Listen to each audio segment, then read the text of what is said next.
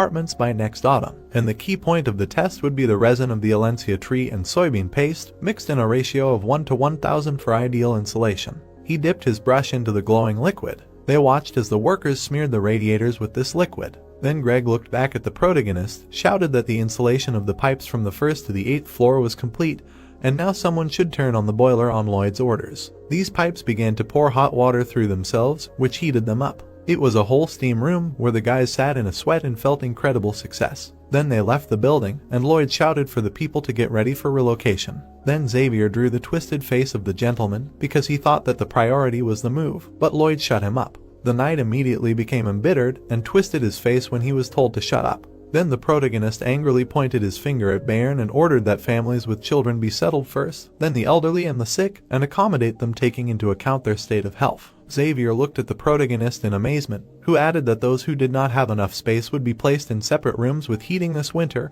and everyone would be well fed and warm. The protagonist at this time smiled maliciously with irony because he realized that this needed to be done so that later they would feel obligated and he could calmly ask them to work for him. Lloyd began to walk forward to the Baron because this winter they had no time for rest, although Xavier walked behind him and was irritated because calling him stupid would not be enough. The knight closed his eyes and thought about it. If you think about it, he is so strange, since his character has changed dramatically, and in the end he could not even hate him. At that moment, the main character's cloak was fluttering from the snowy wind, because he had become a real support for everyone around him. The two of them walked along the bridge. Then they squinted into the distance, trying to figure out if it was the sound of a trumpet or a towering signal of the approach of the royal envoy. It was a green-clad envoy who jumped up to get a letter from his inside pocket. Then he opened a red scroll in a jump. This envoy opened his shield in front of the protagonist's parents, who bowed when they were told that they never ceased to amaze, because the initiative that the Frontier estate took on